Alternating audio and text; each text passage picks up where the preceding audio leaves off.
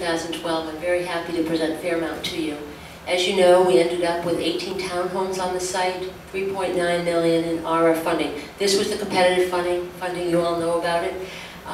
We put in 390, and the city put in 331 in infrastructure for, I believe, sidewalks going down Fairmount and then the Winter Street piece.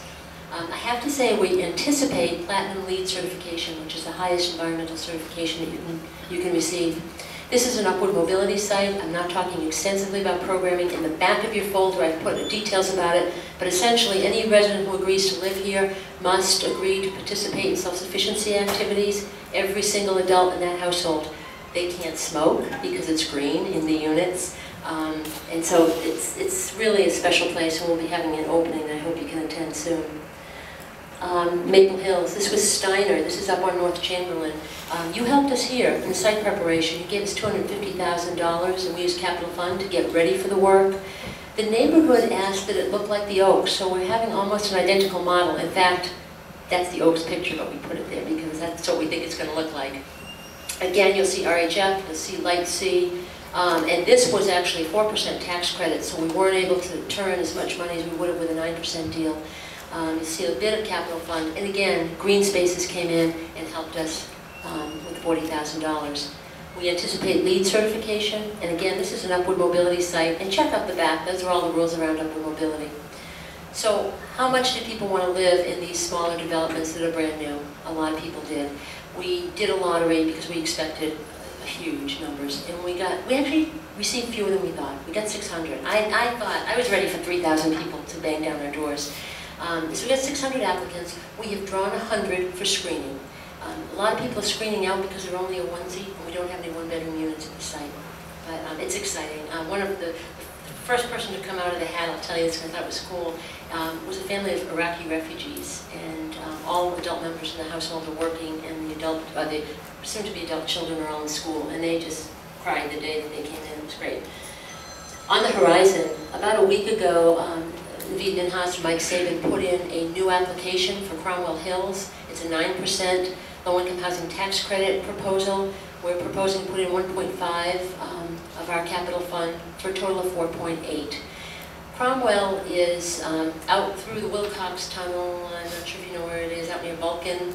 It's a 200-unit public housing site, but we can only afford to do 46 units with this allocation of low-income housing tax credit. So we don't get the full effect for the whole development, but we'll take what we can because I think it'll make a meaningful change for those units, the residents. Okay, our ongoing challenges. It's money, really. And I say here, the obligation to the residents and the community to research and identify innovative financing opportunities. If there's one thing we've got to do, we cannot be asleep at the switch. And we aren't. On Wednesdays we talk about it. You're welcome to come anytime to say, how can we do as much, if not more, for residents of public housing? Because there is a definite need. As I said, we're looking at choice, we're looking at RAD, we're looking at purpose-built. I don't think there's one pistol. I'm not going to say I don't think. I know HUD's not going to come back and miraculously give us money to rehabilitate properties that are 60-plus years old and are in serious decline. I know that. So our job is to keep looking at it and pushing the envelope. Additionally, we're trying to find creative ways to deliver resident program because I believe fervently it's not just about the bricks and mortar. We've got to help the people who reside in our properties go on to better places to live, to get education, and have the opportunities that many of us have enjoyed. So with that, I think that's the end. That's my Ed. My name is Ed. A lot of people will write to that website and say, hi Ed. So feel free to write, feel free to call, and I'd be happy to take any questions. Thank you very much. We have a light. The first light is Councilman Murray. Thank you, Ms. McBride, for coming and educating us.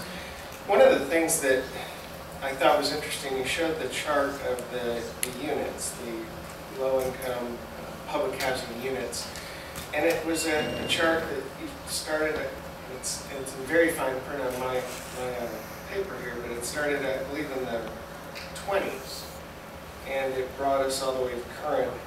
It plateaued at a high in the, hold on, I'm young, but I I'm sorry, have a hard time getting this. I'm looking at the graph. Yeah, I'm going back to it, sorry. There. Yeah, that's easier. It looks like it peaked sometime around the early 80s and plateaued there until the late 90s. The voucher program began, according to the information I have, in 1983. And of course, the project-based voucher program was authorized by Congress in 91. Do you have a graph that shows us the full public housing input? In other words, units plus vouchers? I don't, but I could easily put that together, and that would have been a good graph for me to have.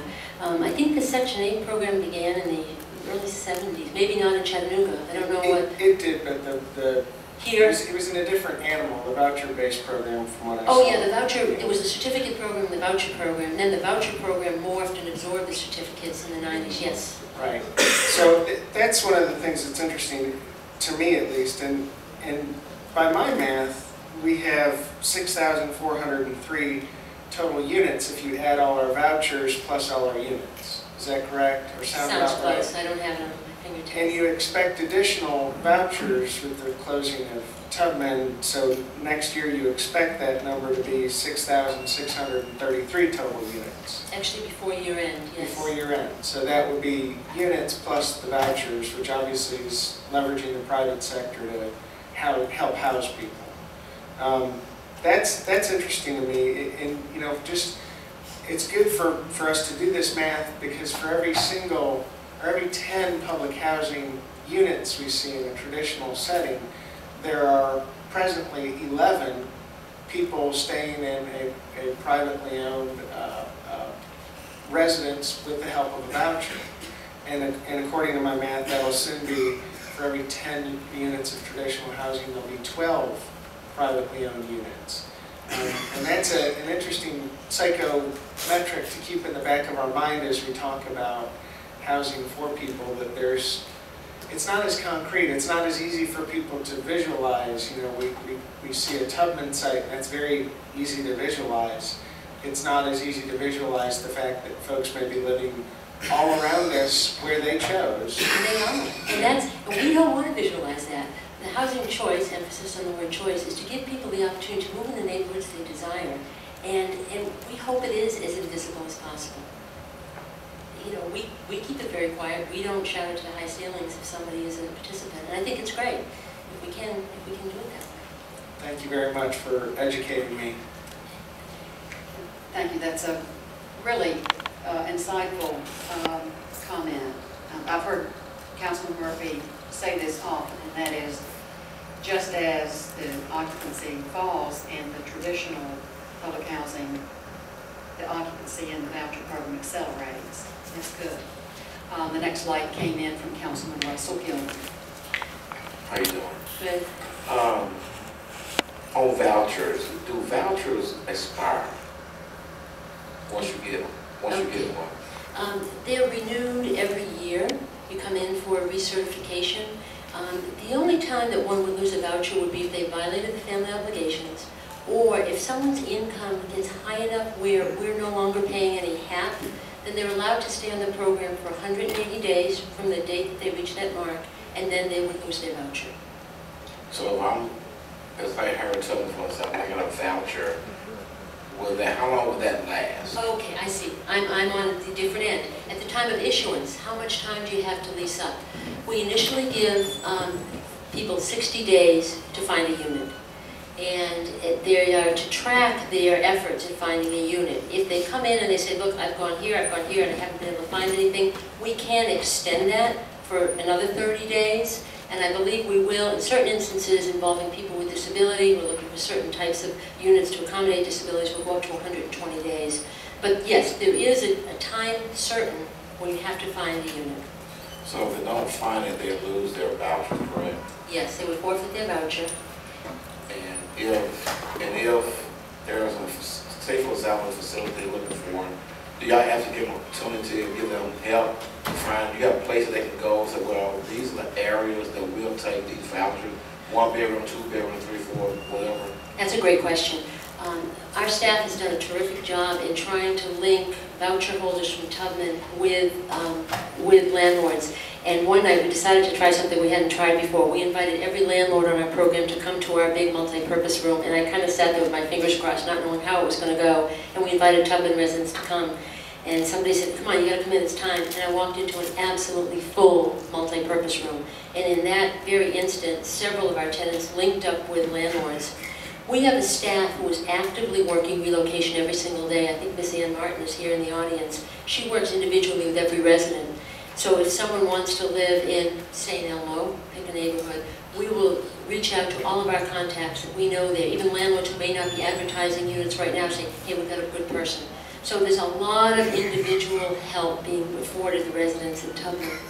Madam Chair, may I ask one more question, please? Yes, please do. We are on the short end, though. Let's speed up. One We got a couple question. more lines. One of the things that kind of brought some of this up is West Side. Have you sat down, or your organization sat down with them and get their opinion on what they feel about the situation over in the area where they live? Okay. The situation being... For a purpose, you know, as far as how they feel about it, get their view on it, and kind of educate them, like you're doing us today, on the possibilities. The short answer is yes. Last Thursday morning I met with Chris Burks and Karen Lance, who are not residents, but who would certainly work closely with residents, and we respect the work they do. And we spent probably an hour and 45 minutes walking through many of the questions and much of the information I provided today. We have not had a public hearing at the West Side because there's really nothing to propose just yet. As I said, we're listening and we're trying to formulate what this is all about. I want to say, though, if the Housing Authority were to undertake any dramatic change at the West Side or at East Lake Courts, would have to go through the same process that we went through at Harriet Tubman, which was extensive time for public comment. And we would do that and do it openly.